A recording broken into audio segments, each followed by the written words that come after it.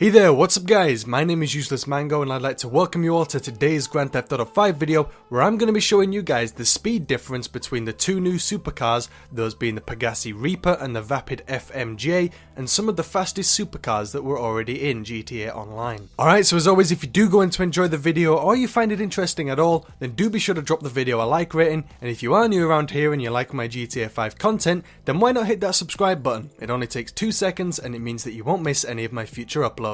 Now with that out of the way, let's get it started. Okay, so this speed test video has been done a bit differently to the ones I've done in the past. So instead of lining some cars up at the airport and setting off when the grenade blows, what I've done this time is download a drag strip type race from Social Club and recorded the times of the T20, Osiris, Zentorno, Adder, Sultan RS, Banshee 900R, then of course the Reaper and the FMJ. Now all runs of this drag strip were completed 3 times per car, and the results we're going to be comparing in today's video are the mean times that each of these cars scored. So for every race I made sure that both catch up and slipstream were turned off, and to set off I didn't use any fancy launchers, instead I just held the accelerator and didn't let go until the race was over. Alright, so let's start with the Progen T20. This car managed to complete the strip the first time around in 23.246 seconds, the second time around it did it in 22.993 seconds, and the last time it did it in 23.31 seconds. Now when we calculate the mean of these 3 times, we get to a value of 23.183 seconds. Moving on, and the next car I tested was the Pegassi Osiris, and on the first run it managed to score 23.33 seconds.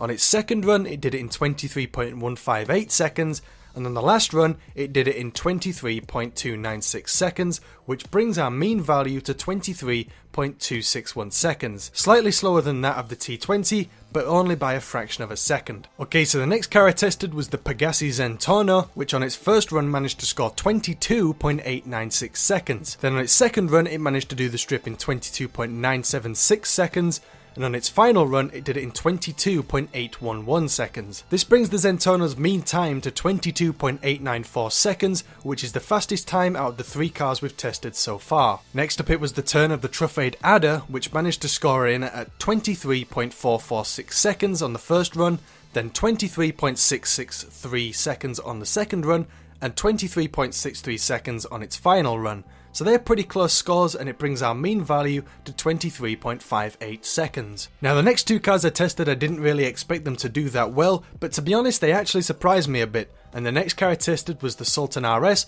which managed to score 24.278 seconds on its first run, then 24.298 seconds on its second run, and 24.329 seconds on its final run. Not as fast as the likes of the cars we've tested before, but it still managed to surprise me even with a mean time of 24.302 seconds. So in case you haven't already guessed, our next car up is the Banshee 900R, which scored 23.129 seconds on its first run, 22.979 seconds on its second run, then 22.843 seconds on its last run. So these scores are actually kind of similar to that of the Zentorno, especially with a mean time of 22.984 seconds. So now we finally get to move on to the new cars that have just been released with further adventures in Finance and Felony, and our first car that we're going to be testing is the new Pegassi Reaper, which managed to score in at 23.811 seconds on its first run, then 23.746 seconds on its second run, and finally 24.077 seconds on its last run. These surprising times bring us to a mean value of 23.878 seconds. Okay, so last but certainly not least, it's the turn of the new Vapid FMJ,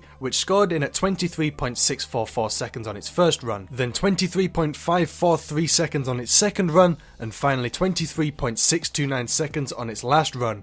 So as before, these quite surprising scores bring us to a mean of 23.605 seconds. So according to the times I've managed to record on this list, the Zentorno is the fastest supercar of the ones we've tested, followed by the Banshee 900R, which is followed by the T20, then the Osiris, which is then followed up by the Adder, then the FMJ, then the Reaper, which is finally followed by the Sultan RS. Alright, so I'd love to hear from you guys in the comments. Are you surprised by the scores we've achieved here? Did you expect to see the Reaper and the FMJ do better? And which one would you have thought was the fastest supercar out of the new ones? As always, be sure to let me know your thoughts and opinions down in the comments section below. Okay, so that's all I've got for you guys today. If you did go on to enjoy the video or you found it interesting at all, then do be sure to drop the video a like rating, and if you are new around here and you like my GTA 5 content, then why not hit that subscribe button? It only takes 2 seconds and it means that you won't miss any of my future uploads. As always, I want to thank you guys for watching, stay awesome, and I'll see you guys in the next video.